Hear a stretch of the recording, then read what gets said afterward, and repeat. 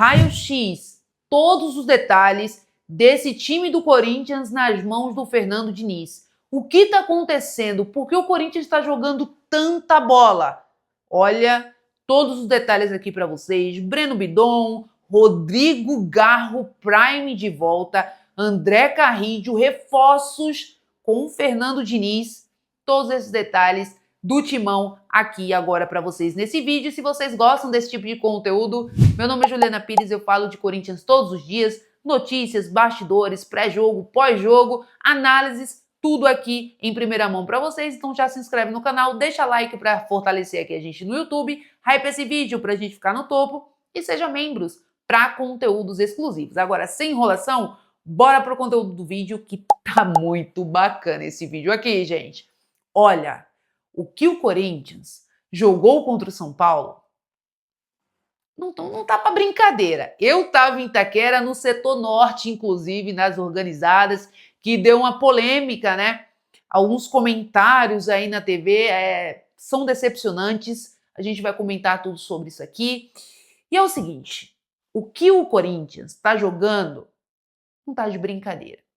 É um time intenso, como eu já tinha falado aqui para vocês em outros vídeos, demonstrando que o Diniz estava fazendo taticamente para o Corinthians ser um time mais avassalador, um time mais intenso. Eu detalhei tudo aqui para vocês. E agora vocês estão vendo isso na prática. Óbvio, tiveram erros, inclusive nos dois gols do São Paulo foram puro erros individuais do Corinthians. Isso também vai ser destacado aqui. Mas o Corinthians é um time, hoje é um time que na arena, principalmente, vai ser muito difícil ganhar do Corinthians na arena. Coisa que com a antiga comissão técnica, com todo respeito, títulos conquistados, mas eu tô falando de bola. Eu tô falando de ver um jogo de futebol e ver realmente um jogo de futebol. Que hoje a gente vê isso. Tanto você que está na TV, tanto você que está indo no estádio, você quer ver um jogo de futebol. E hoje o Corinthians joga futebol. O Corinthians amassou o São Paulo de todas as formas, tá? Um time intenso, um time para cima, um time que se impõe dentro do seu estádio. E isso é muito importante. O Corinthians tinha perdido isso na Neoquímica Arena. E é muito bonito ver o Corinthians voltando a jogar, voltando a se impor dentro de sua casa. Agora vamos destacar o porquê isso está acontecendo. Primeiro de tudo, eu vou falar do Rodrigo Garro. O que o Rodrigo Garro está jogando de bola desde a chegada do Diniz é coisa de outro mundo. É Rodrigo Garro Prime 2024. E aí, o porquê ele está jogando tanta bola? E o primeiro de tudo é porque ele não precisa, ele não tem mais aquela obrigação de vir buscar a bola na zaga. Ele não tem mais essa obrigação. Quem começa a criação de jogada, primeiro é o Gabriel Paulista, inclusive o Diniz ele fala isso na entrevista, da importância do Gabriel Paulista. Ele começa a construção da jogada na defesa, né? O próprio Breno Bidon, que é outro destaque que eu quero falar aqui, que dá entrevista ontem também falando que a posição que ele gosta, que se sente à vontade de jogar, é de segundo volante. Ou seja, o Breno Bidon, ele também já começa a criação desde a fase, né, da zaga. Então o Rodrigo Garro, ele fica um jogador totalmente livre para criar, de perto da área. Como ele jogava também com o Ramon Dias. Com o Dorival Júnior, o Garro a todo momento, ele tinha que voltar. Ele tinha que voltar para criar a jogada lá na defesa. Quando ele chegava no ataque, meu amigo, a jogada já tinha terminado. Então não fazia sentido algum. Então hoje o Garro ele joga na posição que ele deve jogar, que ele se destaca, perto dos atacantes, perto dos pontas, que no caso são os laterais, né? O Bidu, o Mateuzinho. Perto, próximo do Yuri Alberto, que não está numa grande fase, mas o Garro sempre criando jogadas para o Yuri, que não está sabendo aproveitar. Então, o Garro, deixando bem claro aqui, teve problemas no joelho, mas o problema do Garro 2025 nunca foi o joelho. O joelho foi um detalhe, que todo jogador passa por esse processo de contusão, né? Mas nunca, o problema do Garro nunca foi o joelho. Nunca foi o joelho. E hoje essa é a prova. Essa é a prova disso. E ainda bem que agora, né, 2026, o Garro ele se renova, é titular hoje absoluto do time e jogando muita bola. Grande reforço para a temporada graças ao Diniz, né? Tem que aplaudir. Agora, outro destaque também desse jogo, que foram muitos, né? Mas enfim, outro destaque é pro Breno Bidon. Gente, o Breno Bidon joga muita bola. É um moleque da base, então vai oscilar, é claro que vai oscilar, gente. Mas o que ele joga de futebol é inacreditável. O que ele provoca o adversário, ainda bem que o Breno Bidon joga no meu time. Porque ele é insuportável, mas ele joga muita bola. E que golaço ele faz contra o São Paulo, que personalidade ele faz, um golaço no clássico. Que personalidade. E assim, mais um destaque também pro Fernando Diniz, a forma que o Diniz está fazendo esse time do Corinthians jogar. O Breno Bidon, ele coloca o Breno Bidon de meia central, de segundo volante, ali meia central, né, ali ele, o Carrídio, né, faz um meio campo bem técnico, e aí ele se destaca. A gente tem uma mania aqui no Brasil de achar que volante tem que ter um físico, por exemplo, do André, tem que ter um físico, né? Tem que ter um porte maior para ser volante. Você vê a seleção da Espanha, você vê o próprio Barcelona, o Pedri. Então o Bidon, ele tem essa característica e é por isso que ele vai voar na Europa. Isso é um fato, ele vai voar na Europa. É questão de tempo. E também na seleção brasileira, tá? Então o Breno Bidon, ele jogando nessa função, ele se destaca. Porque ao contrário do Garro, ele começa a criação da jogada. É ali onde ele se destaca. Ele desarma o adversário. Ele chama o adversário e ele constrói a jogada desde a zaga. Então é muito notório isso, tá? Então ele não é um camisa 10. Ao contrário do Garro, o Bidon, ele não é um camisa 10. Então, aquela conversa toda que os dois não podem jogar juntos, que fica um meio de campo fraco, isso é papo barato. Porque jogador bom, eu sempre falei aqui para vocês nos meus vídeos, jogador bom, eles têm que jogar juntos. E não faz sentido. O Bidon, ele é meio campista, central, segundo volante, e o Garro é um jogador mais de camisa 10. Então eles dois juntos, cara, sensacional. Destaque também para o Carrídio. Que quando o Carrídio ele quer jogar futebol, cara, ele é um dos melhores meio-campistas do futebol atual brasileiro. Joga muita bola. Joga muita bola. Dominou o meio de campo do Corinthians, desarmou, correu, criou. Tem uma técnica absurda, uma calma absurda. Jogou demais. E aí, meu amigo, André Luiz vai ter que esperar agora a sua titularidade, porque o André Carrídio, ele entra no time e eu acho que ele não vai sair mais. A não ser, como eu falei aqui, né? Quando ele quer jogar bola, ele é um jogador muito acima da média do futebol brasileiro. Agora a questão é, ele quer jogar bola? Todos os jogos? Ou são clássicos? Ou são jogos importantes?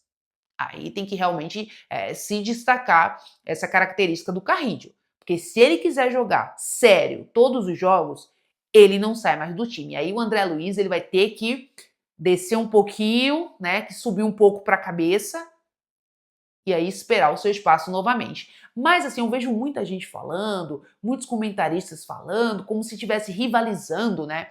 O próprio André com o Carrídio, o próprio Lingard com o Memphis, né? Quando voltar. Gente, que bom pro Corinthians. Que bom pro Corinthians.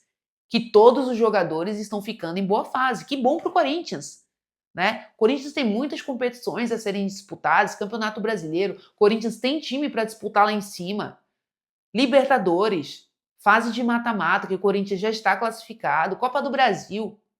Então, que bom ter todos esses jogadores em ótima fase. Aí eu vejo muitos comentários, às vezes assim, da torcida, de comentaristas, influencers e tudo mais, tentando rivalizar isso. Ah, mas fulano tem que ficar no banco. Ah, mas o André agora... Tá, tudo bem, mas que bom pro Corinthians. Isso não é ruim, tá? Então, deixando bem claro que isso não é ruim. Isso é muito bom para a equipe do Corinthians. Outro destaque aqui, né, para o Fernando Diniz, que o Corinthians estava ganhando de 3-1 e ele tira, acho que ele tirou o Carrídio, se eu não me engano, e coloca o Dieguinho. Então, o Diniz, ele tem, gente, essa característica. Muitas vezes eu não concordo, mas, cara, faz todo sentido. Ele tá jogando em casa. E bota o Dieguinho pra quê? Porque o São Paulo iria se jogar pro ataque e ele põe o Dieguinho para um contra-ataque, para um jogador de velocidade, intenso. E depois eu pensando, graças a Deus que eu não sou treinadora, né? Que o Diniz é o treinador. E assim, faz todo sentido. A gente estava muito acostumado em o Corinthians fazer um gol, 2 gols e recuar totalmente o time, né? E hoje o Diniz, hoje a gente tem um técnico, eu não tô falando aqui, gente, eu não tô falando que o Diniz, ele é o Guardiola, eu não tô falando aqui que o Diniz, ele não vai errar, que o Diniz, ele vai passar 3, 4, 5 anos no Corinthians. Se ele começar a fazer coisa errada, eu vou vir aqui criticar. Mas a gente tem que comentar o que tá acontecendo atualmente, né?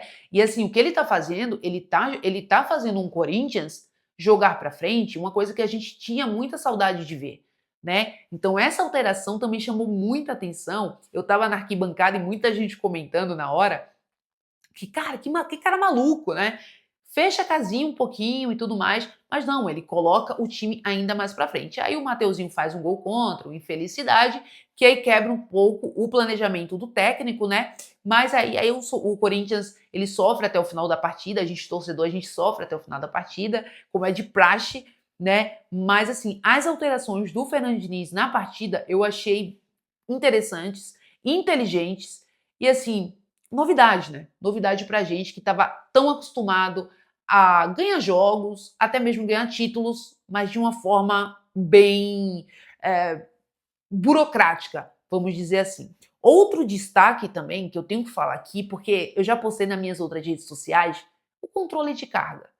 Cadê o controle de carga? Né, que tanto se falava, que tanto se tinha, né, nos outros jogos, na outra comissão técnica, era tanto controle de carga e todos os jogos o Corinthians jogava numa preguiça inexplicável. E hoje, com o Fernando Diniz, praticamente todos os jogos o time é o mesmo, os titulares pode ser aqui no Brasil, na altitude, e o time joga com intensidade absurda. O próprio Rodrigo Garro, o joelho do Garro tá 100%. Mas por quê? Porque o Garro, como eu falei no começo do vídeo, sendo até repetitiva, ele não precisa ficar voltando a todo momento para criar o jogo. Cada jogador tem suas funções estabelecidas e isso é muito bom. E por isso que no time do Diniz não está precisando de tanto controle de carga assim. E pelo menos até agora a gente não vê todos os jogadores se machucando todos os jogos. Ou isso tem que se destacar também.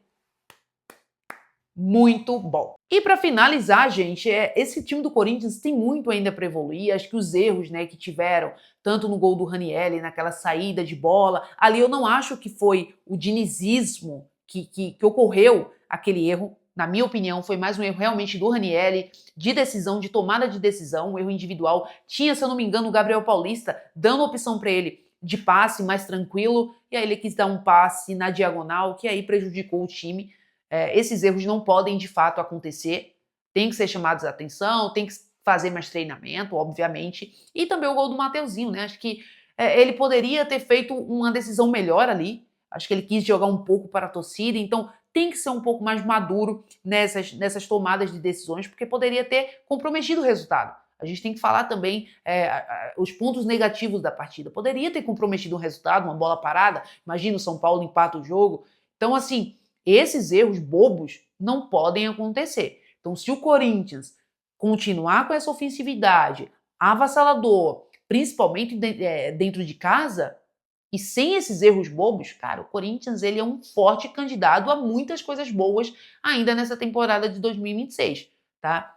Então, vai chegar a janela de metade do ano, com certeza o Corinthians vai vender alguns jogadores, óbvio. Acho que o Breno Bidou, infelizmente, ele não fica no Corinthians. O André eu não sei, né? Mas também terão contratações bem pontuais. O Corinthians está de olho no mercado. Então, não tirar a base do time, não tirar a base desse time, melhorar alguns pontos fracos e esses erros bobos tentar minimizar o máximo possível, porque futebol todos vão ter erros, né? Todos os times terão erros, mas minimizar esses erros, o Corinthians vai brigar por muita coisa boa na temporada. E destaque para a torcida do Corinthians, que ontem mais uma vez deu um show na arquibancada, muita chuva, muito vento, muito frio em Itaquera, mas a gente deu um show, cara, foi demais. Então, destaque para a torcida do Corinthians. E para quem falou que o Corinthians estava arremessando coisas... Gente, papel, tá? E aí, comentários infelizes, decepcionantes, falando até em tropa de choque. Que isso? Que isso? A torcida estava fazendo festa. Quando é lá fora, todo mundo paga, vou até falar um termo, né? Todo mundo paga um pau. Mas se é o Corinthians, aí o próprio torcedor criticam, falam em tropa de choque. Pelo amor de Deus, tenha um senso, né? E fora também, aí teve muita questão de arbitragem, o Daronco, pro Corinthians é expulsão, pro São Paulo... Gente, é um absurdo. Então é contra tudo e contra todos, mas pelo menos na bola o Corinthians está em evolução, nos bastidores o Corinthians precisa melhorar. Osmar Stabile, Marcelo Paz, ficar de olho nessa arbitragem aí, porque todos os jogos tendem a ser prejudiciais para o Corinthians, mas no geral foi um jogo onde o Corinthians mostrou que dentro de casa, dentro de Itaquera, quem manda é o Corinthians. E é isso, gente. Se vocês gostaram desse conteúdo, desse vídeo, se inscreve aqui, não esquece, deixa like, porque aqui tem Corinthians todos os dias. E eu espero vocês no próximo vídeo. Um beijo, até a próxima. Vai, Corinthians!